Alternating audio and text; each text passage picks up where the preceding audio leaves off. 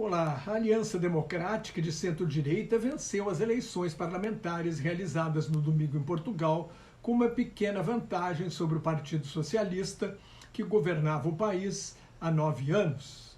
Mais impressionante foi o crescimento do partido Chega, de extrema-direita, contra imigrantes. Os brasileiros são a maioria dos imigrantes em Portugal, mas um negro brasileiro se elegeu por esse partido de extrema-direita. Como o líder da Aliança Democrática se nega a formar governo com a ultradireita, será uma Assembleia da República mais fragmentada, o que aponta para uma maior estabilidade política. Com 99% das urnas apuradas, a Aliança Democrática teve 29,49% dos votos e elegeu 79 deputados, 2 a mais que o Partido Socialista, que teve 28,66% dos votos. Com pouco mais de 18%, o Chega quadruplicou a bancada de 12 para 48 deputados. A extrema-direita passou a ser a terceira maior força política do país. Como a Assembleia da República tem 230 deputados, a maioria é de 116. O presidente Marcelo Rebelo de Sousa deve convidar o líder da Aliança Democrática, Luiz Montenegro, para formar o próximo governo.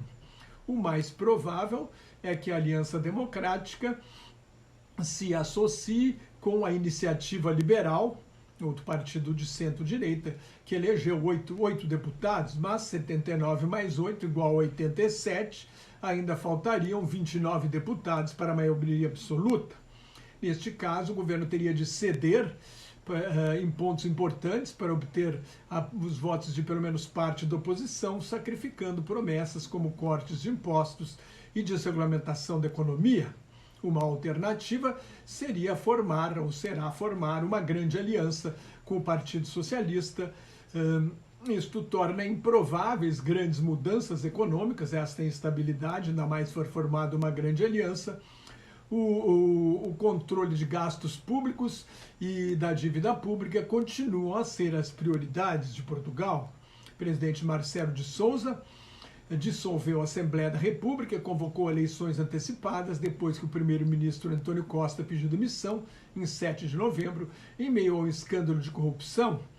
Costa é acusado de malversação de fundos, corrupção ativa e passiva de funcionários públicos e tráfico de influência, envolvendo contratos de projetos de exploração de 2 minas de lítio, produção de hidrogênio verde e a construção de um centro de processamento de dados. Em fevereiro, o juiz de instrução Nuno Dias Costa considerou as suspeitas vagas e contraditórias, mas foram suficientes para derrubar a esquerda do poder.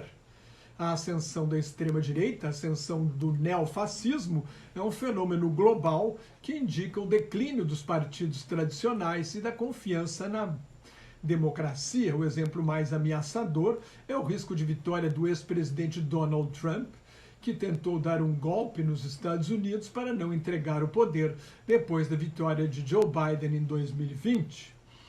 Mas o exemplo dos Estados Unidos e esse de Portugal, esses dois exemplos, estão longe de ser os únicos. Aqui no Brasil, o presidente Jair Bolsonaro conquistou 49% dos votos e tentou dar um golpe de Estado para não entregar o poder. A extrema-direita avançou no Congresso, como se vê, por exemplo, nas eleições de presidentes de comissões da Câmara dos Deputados. Na Argentina, com uma inflação de 142,7% ao ano na época da eleição, o economista Javier Milei ganhou, prometendo cortar a máquina do Estado com uma motosserra. A primeira-ministra da Itália, Giorgia Meloni, é de extrema-direita, embora tenha moderado suas posições, especialmente em relação à política externa, mas continua demonizando os imigrantes e já ameaçou mandar a Marinha interceptar navios de imigrantes no mar Mediterrâneo. Na França, a Reunião Nacional, o segundo maior partido político do país, e sua líder Marine Le Pen é a líder nas pesquisas para a eleição presidencial de 2027.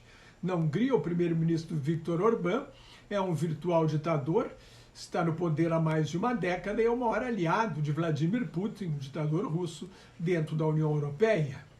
Aliás, a ascensão de Putin deve ser creditada ao fracasso da democratização da Rússia depois do fim do comunismo e da União Soviética em 1991. O ditador russo é cada vez mais radical e extremista e a fascistização do regime só aumentou com a guerra imperial de agressão contra a Ucrânia. Entrada da Finlândia e da Suécia para a Organização do Tratado Atlântico Norte, a OTAN, fortalece a Aliança Ocidental, uma das alegações de Putin para invadir a Ucrânia.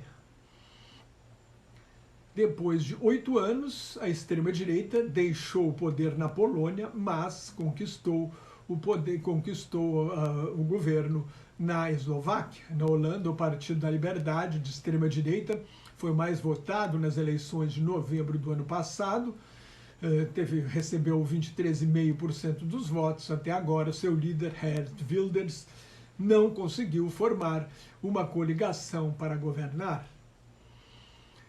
Na Áustria, o Partido da Liberdade, de extrema-direita, é o favorito para as eleições legislativas a serem realizadas no outono deste ano no hemisfério norte. Na Espanha, o partido Vox perdeu 19 cadeiras nas eleições de julho do ano passado, mas ainda assim é o terceiro maior no Congresso dos Deputados, o nome da Câmara da Espanha.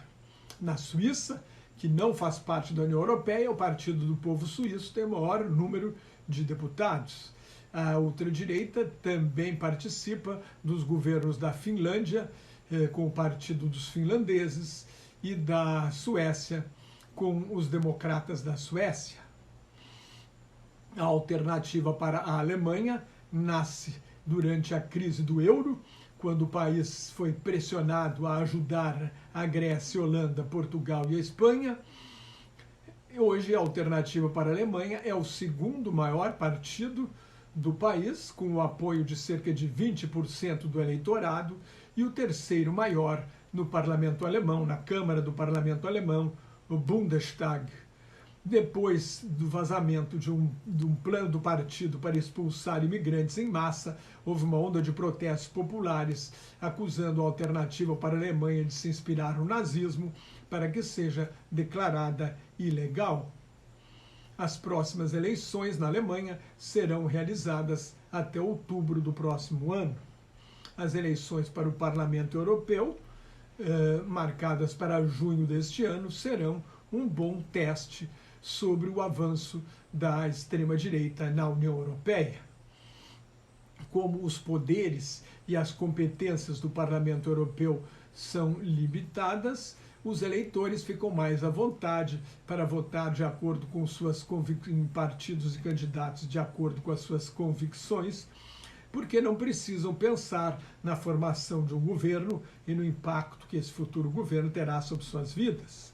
No Reino Unido, a extrema-direita foi decisiva no plebiscito que apoiou a saída da União Europeia em 23 de junho de 2016, mas o Partido da Independência do Reino Unido perdeu prestígio desde então.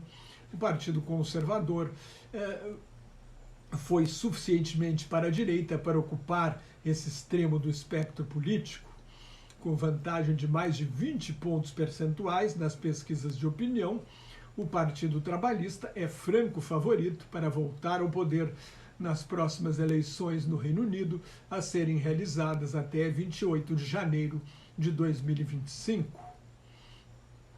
A ascensão da extrema-direita em Portugal, do neofascismo, é fruto da corrupção e da má administração de sucessivos governos do Partido Socialista e do Partido Social Democrata, de centro-direita, desde a Revolução dos Cravos, que acabou com a ditadura salazarista em 25 de abril de 1974.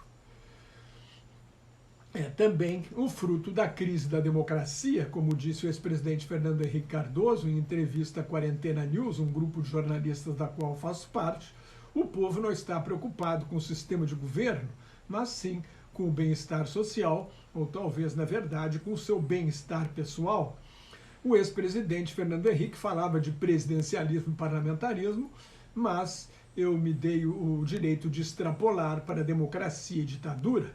Basta ver o número de pessoas que pediram intervenção militar no Brasil sem medir as consequências.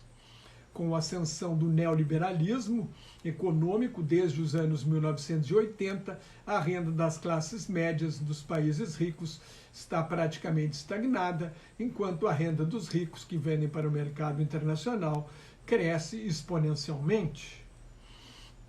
A situação se agravou com a crise econômico-financeira de 2008, a crise deflagrada pela falência do banco Lehman Brothers, que levou à crise do euro. Também houve um aumento da imigração ilegal por causa das guerras da Primavera Árabe e do custo de vida provocado pela pandemia do coronavírus de 2019 e a invasão da Ucrânia pela Rússia, e também pelas medidas de combate ao aquecimento global. Há uma erosão do bem-estar social atribuída à globalização e ao imigrante, ao estrangeiro, ao outro, que é acusado por todos os males. Trump chegou a dizer na campanha eleitoral que os imigrantes envenenam o sangue dos norte-americanos, uma frase comparada ao discurso nazista de Adolf Hitler contra os judeus. Se a democracia não for capaz de melhorar as condições de vida da população e do cidadão comum, os eleitores serão alvos fáceis de extremistas, demagogos, populistas e salvadores da pátria. Se você gostou, assine meu canal no YouTube, Globalização em Crise, que é de graça. Leia o meu blog, Globalização em Crise. Me siga no Twitter, no Instagram, no Threads, no LinkedIn e no Facebook, onde colaboro com o Grupo Quarentena News. Muito obrigado pela sua atenção. Até mais. Tchau.